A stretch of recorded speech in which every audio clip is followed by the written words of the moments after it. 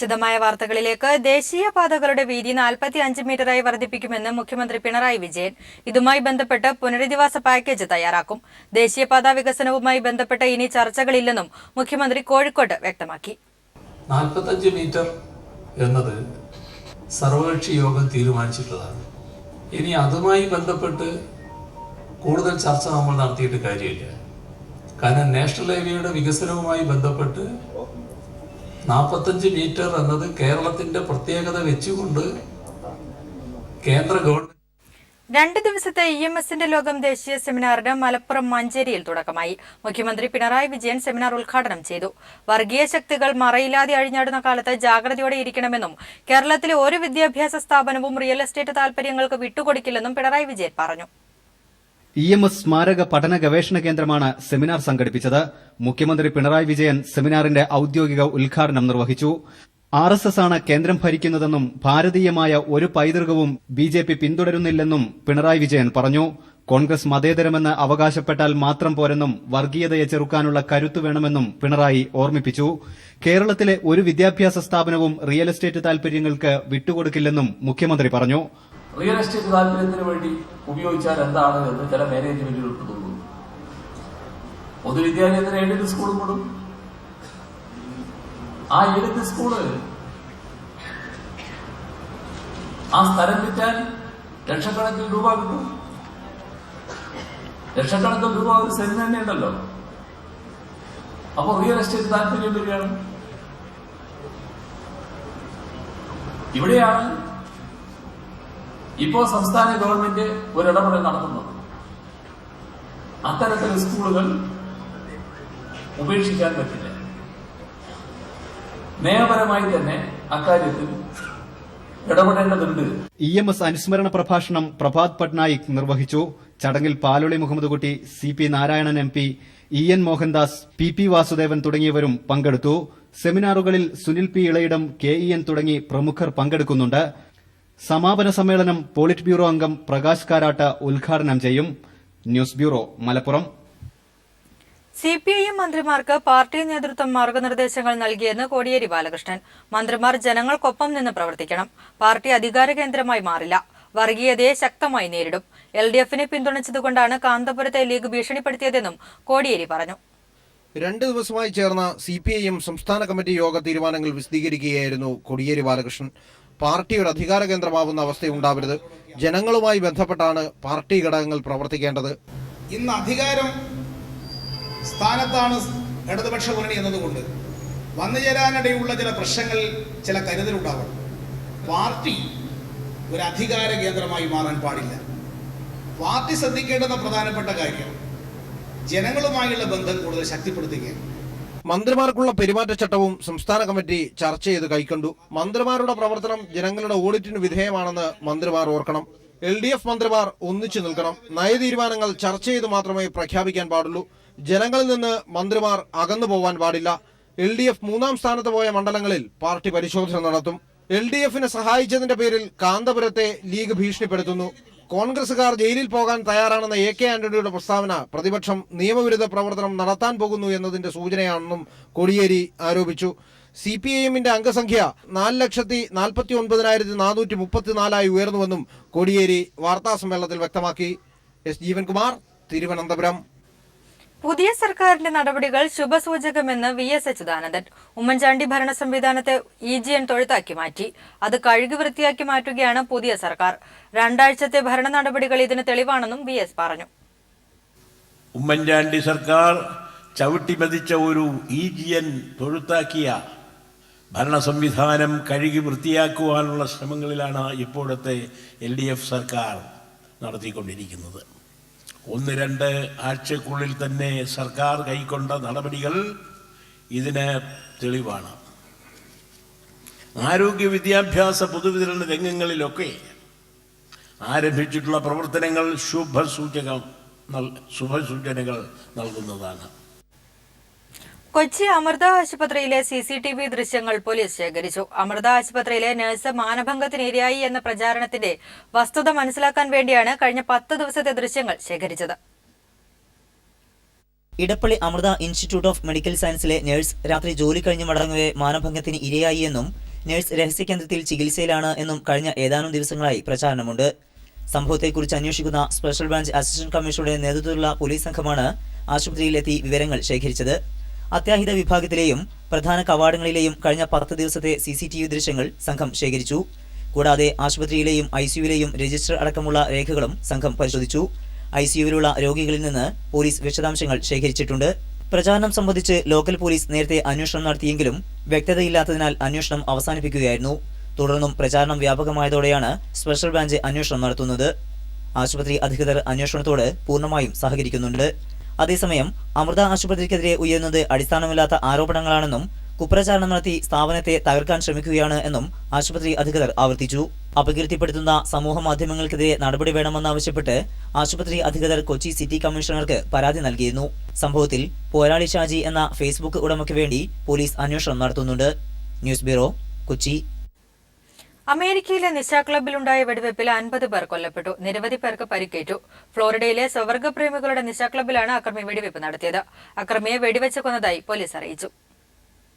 ഓർലാൻഡോയിലെ പ്രമുഖ ഗേ ക്ലബ്ബുകളിലൊന്നായ pulse night ക്ലബ്ബിൽ പ്രാദേശിക സമയം രാത്രി 2 മണിയോടെയാണ് സംഭവം നടന്നത്. ക്ലബ്ബിനുള്ളിൽ അതിക്രമിച്ച് കടന്നയാൾ 4 പാടും വെടിയുതിർക്കുകയായിരുന്നു.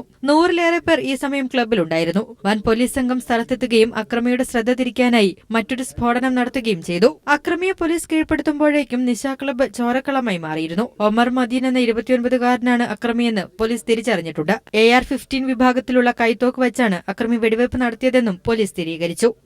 ആക്രമണ സാധ്യതയും അധികൃതർ തള്ളിക്കളയുന്നില്ല. ഇതേ തുടർന്ന് ഓർലാൻഡോയിൽ അടിയന്തരാവസ്ഥ പ്രഖ്യാപിച്ചു. International desk. ഗ്രൂപ്പ് അതിപ്രസരം ഇല്ലാത്ത പുനഃസംഘടന നടത്തുമെന്ന് KPCC അധ്യക്ഷൻ VM സുധീരൻ. ഹൈക്കമാൻഡുമായുള്ള കൂടിക്കാഴ്ചയ്ക്ക് ശേഷം ദില്ലിയിലാണ് സുധീരൻ ഇക്കാര്യം പറഞ്ഞത്. പുനഃസംഘടനയ്ക്കായി നേരത്തെ രൂപീകരിച്ച സമിതിക്ക് ഇനി പ്രസക്തിയില്ലെന്നും സുധീരൻ വ്യക്തമാക്കി. UDF ചെയർമാൻ സ്ഥാനം സംബന്ധിച്ച അന്തിമ തീരുമാനം ഹൈക്കമാൻഡ് കൈക്കൊള്ളുമെന്നും KPCC അധ്യക്ഷൻ പറഞ്ഞു. KPCC നേതൃമാറ്റം ഉടനില്ലെന്ന് ഹൈക്കമാൻഡ് വ്യക്തമാക്കിയതോടെ ഉമ്മൻചാണ്ടിയും രമേശ് ചെന്നിത്തലയും കേരളത്തിലേക്ക് ഇന്നലെ തന്നെ മടങ്ങിയെങ്കിലും സുധീരൻ ദില്ലിയിൽ തന്നെ തുടർന്നിരുന്നു. ഇന്ന് ഹൈക്കമാൻഡുമായി VM സുധീരൻ നടത്തിയ കൂടിക്കാഴ്ചയിൽ പാർട്ടിയെ പുനരുജ്ജീവിപ്പിക്കാനുള്ള ഏകമാർഗം ഗ്രൂപ്പ് അതിപ്രസരം ഒഴിവാക്കുകയാണെന്ന് സുധീരൻ വ്യക്തമാക്കി. കോൺഗ്രസ് ഉപാധ്യക്ഷൻ രാഹുൽ ഗാന്ധി ഈ നിലപാട് അംഗീകരിച്ചു. AICC general secretary Mukul Wasnik, AK Antony എന്നിവരും സുധീരന്റെ നിലപാടിനോട് യോജിച്ചതായാണ് വിവരം. തുടർന്ന് മാധ്യമങ്ങളെ കണ്ട സുധീരൻ ഇക്കാര്യം വ്യക്തമാക്കി. ഗ്രൂപ്പ് അതിപ്രസരത്തിന് അതീതമായി പുതുമുഖങ്ങളും പിന്നെ ചെറുപ്പക്കാരും വനിതകളും മറ്റു ജീവിതത്തിൻ്റെ എല്ലാ തലത്തിലും പെടുന്ന നന്നായി പ്രവർത്തിക്കുന്ന ആളുകൾക്ക് മെറിറ്റിൻ്റെ അടിസ്ഥാനത്തിൽ അവർക്ക് കൂടുതൽ അവസരങ്ങൾ നൽകുക എന്നുള്ള അതുവഴി പാർട്ടിയെ കൂടുതൽ സചേതനമാക്കി മാറ്റും. ഗ്രൂപ്പ് തർക്കം ഒഴിവാക്കിയുള്ള തുടർ ചർച്ചകളാണ് നടപ്പാക്കേണ്ടതെന്ന് രാഹുൽ ഗാന്ധി നിർദ്ദേശിച്ചതായും സുധീരൻ അറിയിച്ചു. എന്നാൽ നട്ടലുള്ള നേതൃത്വമാണ് KPCCക്ക് വേണ്ടതെന്ന K സുധാകരന്റെ പരാമർശത്തോട് VM സുധീരന്റെ പ്രതികരണം ഇങ്ങനെ. ഞാൻ അതേക്കുറിച്ചൊന്നും ഓരോന്നും പറയുന്നില്ല. ഒരുപാട് അഭിപ്രായങ്ങൾ വരുന്നുണ്ട്. KPCC അധ്യക്ഷ സ്ഥാനത്ത് ഇരുന്നു കൊണ്ട് അത്തരം കാര്യങ്ങളെക്കുറിച്ചൊന്നും പറയാൻ ഞാൻ തയ്യാറാകുന്നില്ല. കേരളത്തിലെ ജനങ്ങൾക്ക് എല്ലാം തിരിച്ചറിയാനുള്ള കഴിവുണ്ട്. അതേസമയം UDF ചെയർമാൻ പദവി സംബന്ധിച്ച അന്തിമ തീരുമാനം ഹൈക്കമാൻഡ് കൈക്കൊള്ളുമെന്നും VM സുധീരൻ പ്രതികരിച്ചു. സുധീരനെതിരെയുള്ള AI ഗ്രൂപ്പുകളുടെ പടനീക്കം ശക്തമായിരുന്നെങ്കിലും ഹൈക്കമാൻഡ് സുധീരനെ പ്രതിസ്ഥാനത്ത് നിർത്താൻ തയ്യാറായില്ല. News bureau, Delhi. തിരികെ വാർത്തകളിലേക്ക്. CPIM-നെതിരെ BJP ദേശീയ നിർവാഹക സമിതി യോഗത്തിൽ പ്രമേയം. കേരളത്തിൽ BJP പ്രവർത്തകർക്കെതിരെ CPIM വ്യാപക അക്രമം നടത്തുന്നുവെന്നാണ് കരട് പ്രമേയത്തിൽ കുറ്റപ്പെടുത്തുന്നത്. നിയമസഭാ തെരഞ്ഞെടുപ്പിൽ BJPക്ക് ശക്തമായ സാന്നിധ്യമായി മാറാൻ കഴിഞ്ഞെന്നും പ്രമേയത്തിൽ പറയുന്നു. ഉത്തർപ്രദേശ് നിയമസഭാ തെരഞ്ഞെടുപ്പ് തന്ത്രങ്ങൾക്ക് രൂപം നൽകാനുള്ള 2 ദിവസത്തെ നിർവാഹക സമിതി യോഗം അലഹബാദിൽ തുടങ്ങി. ദേശീയ നിർവാഹക സമിതി യോഗത്തിന് മുന്നോടിയായി ചേർന്ന ദേശീയ ഭാരവാഹികളുടെ യോഗമാണ് കരട് പ്രമേയത്തിന് അംഗീകാരം നൽകിയത്. കേരളത്തിലെ CPIM-നെതിരെ രൂക്ഷമായ വിമർശനമാണ് പ്രമേയത്തിലുള്ളത്. കേരളത്തിൽ BJP RSS പ്രവർത്തകർക്ക് നേരെ വ്യാപക അക്രമമാണ് CPIM അഴിച്ചുവിടുന്നതെന്ന് പ്രമേയം കുറ്റപ്പെടുത്തുന്നു. ഇത്തരം സാഹചര്യത്തിലും നിയമസഭാ തെരഞ്ഞെടുപ്പിൽ ശക്തമായ സാന്നിധ്യമായി മാറാൻ BJPക്കായെന്നും പ്രമേയം പറയുന്നു. 2019 ലോക്സഭാ തെരഞ്ഞെടുപ്പ് ലക്ഷ്യം വെച്ച് പ്രവർത്തിക്കേണ്ട സമയമായെന്ന് ഭാരവാഹി യോഗത്തിൽ പ്രധാനമന്ത്രി നരേന്ദ്രമോദി പറഞ്ഞു. കേന്ദ്ര സർക്കാരിന്റെ ഭരണ നേട്ടങ്ങൾ ജനങ്ങളിലേക്ക് എത്തിക്കുന്നതിൽ ശ്രദ്ധ കേന്ദ്രീകരിക്കണമെന്നും മോദി പറഞ്ഞു. നിർവാഹക സമിതി യോഗം ദേശീയ അധ്യക്ഷൻ അമിത്ഷാ ഉദ്ഘാടനം ചെയ്തു. അടുത്ത വർഷം നടക്കാനിരിക്കുന്ന ഉത്തർപ്രദേശ്, പഞ്ചാബ് നിയമസഭാ തെരഞ്ഞെടുപ്പ് തന്ത്രങ്ങൾക്ക് യോഗം രൂപം നൽകും. ഉത്തർപ്രദേശിൽ മുഖ്യമന്ത്രി സ്ഥാനാർത്ഥി ആരാകണമെന്ന കാര്യത്തിലും തീരുമാനമുണ്ടായേക്കും. 5 സംസ്ഥാനങ്ങളിലെ നിയമസഭാ തിരഞ്ഞെടുപ്പ് ഫലം വിലയിരുത്തൽ, കേന്ദ്ര സർക്കാർ പദ്ധതികളുടെ പ്രചരണം, പുതിയ ഭാരവാഹികളെ നിശ്ചയിക്കൽ തുടങ്ങിയവയാണ് മറ്റ് അജണ്ടകൾ.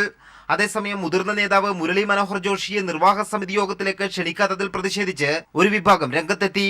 സമ്മേളന വേദിക്ക് സമീപം ജോഷി അനുകൂലികൾ മുദ്രാവാക്യം വിളിക്കുകയും പോസ്റ്ററുകൾ പതിക്കുകയും ചെയ്തു. News bureau, Delhi. ജിഷ വധവുമായി ബന്ധപ്പെട്ട് ഹോട്ടലുകളിലെ CCTV ക്യാമറ ദൃശ്യങ്ങൾ പോലീസ് പരിശോധിക്കുന്നു. പെരുമ്പാവൂരിലെയും കോതമംഗലത്തെയും ഹോട്ടലുകളിലെ CCTV ദൃശ്യങ്ങളാണ് പരിശോധിക്കുന്നത്. കൊലപാതക ദിവസം ജിഷ ഹോട്ടലിൽ നിന്നും ഭക്ഷണം കഴിച്ചിരുന്നു എന്ന സംശയത്തെ തുടർന്നാണ് നടപടി. ഇതിനിടെ പോലീസ് പ്രദേശത്തെ അന്യസംസ്ഥാന തൊഴിലാളികളുടെ ദേഹപരിശോധന നടത്തി. സംശയകരമായ മുറിവുകളുണ്ടോ എന്ന് കണ്ടെത്തുന്നതിനാണിത്. കൊല്ലപ്പെടുന്നതിന് മണിക്കൂറുകൾക്ക് മുമ്പ് ജിഷ വീട്ടിൽ നിന്നും പുറത്തുപോയിരുന്നതായി അന്വേഷണത്തിൽ വ്യക്തമായിരുന്നു. വട്ടോളിപ്പടി വള്ളം ഡിപ്പോയിലെ CCTV ക്യാമറ ദൃശ്യങ്ങൾ പരിശോധിച്ചപ്പോഴും ഇക്കാര്യം സ്ഥിരീകരിച്ചിരുന്നു. കൊല്ലപ്പെടുന്നതിന് തൊട്ടുമുമ്പ് ജിഷ ഫ്രൈഡ് റൈസ് കഴിച്ചിരുന്നതായി പോസ്റ്റ്മോർട്ടത്തിൽ കണ്ടെത്തുകയും ചെയ്തു. ഈ സാഹചര്യത്തിലാണ് കോതമംഗലത്തെയും പെരുമ്പാവൂരിലെയും ഹോട്ടലുകളിലെ CCTV ദൃശ്യങ്ങൾ പോലീസ് പരിശോധിക്കുന്നത്. ഈ ദൃശ്യങ്ങളിൽ ജിഷയെ കണ്ടെത്താനായാൽ അന്വേഷണത്തിൽ നിർണായക വഴിത്തിരിവാകും. ജിഷയ്ക്കൊപ്പം ആ സമയത്ത് മറ്റാരെങ്കിലും ഉണ്ടായിരുന്നോ എന്നും ഇതുവഴി മനസ്സിലാക്കാൻ കഴിയും. CCTV ദൃശ്യങ്ങൾ പരിശോധിക്കുന്നതിനായി ADGP B സന്ധ്യയുടെ നിർദ്ദേശപ്രകാരം വിദഗ്ധരടങ്ങുന്ന 14 അംഗ സംഘത്തെ നിയോഗിച്ചിട്ടുണ്ട്. ഇതിനൊപ്പം വിവിധ തലങ്ങളിലുള്ള മറ്റന്വേഷണങ്ങളും പുരോഗമിക്കുകയാണ്. ഇതിന്റെ ഭാഗമായി 14 അന്യസംസ്ഥാന തൊഴിലാളികളെ ചോദ്യം ചെയ്യുന്നതിനായി പോലീസ് സ്റ്റേഷനിലേക്ക് വിളിപ്പിച്ചു. ജിഷയുടെ വീടിന് സമീപമുള്ള സ്വകാര്യ സ്കൂളിൽ നിർമ്മാണ ജോലിയിൽ ഏർപ്പെട്ടിരുന്ന അന്യസംസ്ഥാന തൊഴിലാളികളെയാണ് ചോദ്യം ചെയ്യുന്നത്. കൊലപാതകത്തിന് ശേഷം ഇവർക്കൊപ്പമുണ്ടായിരുന്നവരാരെങ്കിലും നാടുവിട്ടു പോയിട്ടുണ്ടോ എന്നറിയുന്നതിനാണ് ചോദ്യം ചെയ്യൽ. ഒപ്പം പോലീസ് ഇവരുടെ ദേഹപരിശോധനയും നടത്തി. സംശയകരമായ മുറിവുകൾ എന്തെങ്കിലും ശരീരത്തിലുണ്ടോ എന്നറിയുന്നതിനായിരുന്നു ദേഹപരിശോധന. വിശദമായ ചോദ്യം ചെയ്യലുകൾ തുടരാനാണ് പുതിയ അന്വേഷണ സംഘത്തിന് ലഭിച്ചിരിക്കുന്ന നിർദ്ദേശം. News bureau, Kochi. സൗദിയിൽ വാഹനാപകടത്തിൽ 2 മലയാളികൾ മരിച്ചു. ദമാമിൽ നിന്നും ഉംറയ്ക്ക് പുറപ്പെട്ട മലയാളികൾ സഞ്ചരിച്ച വാഹനം അപകടത്തിൽപ്പെട്ടാണ് മലയാളികൾ മരിച്ചത്. കൊല്ലം ചവറ സ്വദേശി മുസമ്മിൽ, വാഹനം ഓടിച്ചിരുന്ന കായംകുളം സ്വദേശി നാദർഷിയുമാണ് മരിച്ചത്. മക്കയ്ക്കടുത്ത ഖുലൈസിലാണ് അപകടം നടന്നത്. ദമാമിൽ നിന്നും പുറപ്പെട്ട 8 അംഗ സംഘം മദീന സന്ദർശനത്തിന് ശേഷം ഉംറ നിർവഹിക്കാനായി മക്കയിലേക്ക് പോവുകയായിരുന്നു. 8 പേരാണ് വാഹനത്തിലുണ്ടായിരുന്നത്. അപകടത്തിൽ പരിക്കേറ്റ ഒരാളുടെ നില ഗുരുതരമാണ്. തെരുവുനായയുടെ ആക്രമണത്തിൽ പരിക്കേറ്റ് ചികിത്സയിലായിരുന്ന ദേവാനന്ദ് മമ്മൂട്ടിയെ കാണാനെത്തി. തുടർ ചികിത്സയ്ക്ക് ദേവാനന്ദിനെ സഹായിച്ചത് മമ്മൂട്ടിയായിരുന്നു. കോട്ടയം CMS കോളേജിലെ ഷൂട്ടിംഗ് ലൊക്കേഷനിലെത്തിയാണ് ദേവാനന്ദ് മമ്മൂട്ടിയെ കണ്ടത്. തെരുവുനായ കടിച്ചു കുടഞ്ഞതിന്റെ ഭയവും വേദനകളും മറക്കാൻ ദേവാനന്ദ് ഇനി മുതൽ വീടിനടുത്തുള്ള അംഗനവാടിയിൽ കൂട്ടുകാർക്കൊപ്പം എത്തും. വേദനയിൽ കൂട്ടായി നിന്ന പ്രിയപ്പെട്ട മമ്മൂക്കയെ കാണാനും ആദ്യമായി അംഗൻവാടിയിലേക്ക് പോകുന്നതിന്റെ വിശേഷം അറിയിക്കാനും അവൻ കോട്ടയത്തെത്തി. ആ സന്തോഷം പങ്കുവയ്ക്കാൻ ദേവാനന്ദും കുടുംബവും എത്തുന്നുവെന്നറിഞ്ഞ് ബാഗും സമ്മാനങ്ങളും മമ്മൂട്ടി കരുതി വെച്ചിരുന്നു. ദേവാനന്ദനെ എടുത്ത് വിശേഷങ്ങൾ തിരക്കി സമ്മാനങ്ങളും നൽകിയാണ് അദ്ദേഹം യാത്രയാക്കിയത്. മമ്മൂട്ടിക്ക് നോമ്പ് തുറക്കാനുള്ള വിഭവങ്ങളുമായാണ് ദേവാനന്ദും അമ്മയും അച്ഛനും സഹോദരിയും എത്തിയത്. കോതമംഗലം തൃക്കാരുകുടിയിൽ രവീന്ദ്രന്റെയും അമ്പിളിയുടെയും മകൻ ദേവാനന്ദനെ തെരുവുനായ ആക്രമിക്കുന്നത് കഴിഞ്ഞ സെപ്റ്റംബർ 6-നായിരുന്നു. മുറ്റത്ത് നിന്ന് കളിക്കുകയായിരുന്ന അവന്റെ കരച്ചിൽ കേട്ടാണ് അമ്മയും മുത്തശ്ശിയും ഓടിയെത്തിയത്. ഇടത് കണ്ണിന്റെ മേൽപോളയും വലത് കണ്ണിന്റെ താഴത്തെ പോളയും തെരുവുനായുടെ കടിയേറ്റ് അടർന്നു തൂങ്ങി അറ്റുപോകുന്ന നിലയിലായിരുന്നു. ഇടത് കണ്ണിൽ കണ്ണുനീർ ഗ്രന്ഥിയിലേക്കുള്ള ഞരമ്പുകൾ മുറിഞ്ഞിരുന്നു. കൈകാലുകൾക്കും പരിക്കേറ്റു. അങ്കമാലി ലിറ്റിൽ ഫ്ലവർ ആശുപത്രിയിൽ അടിയന്തര ചികിത്സകൾ ചെയ്തു. പ്ലാസ്റ്റിക് സർജറി ചെയ്ത് മുഖത്തെ മുറിവുകൾ മാറ്റി.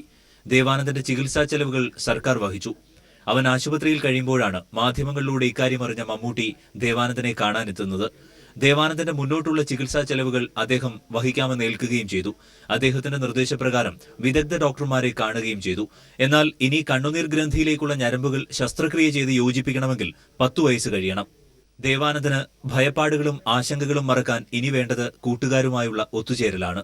News bureau, Kottayam.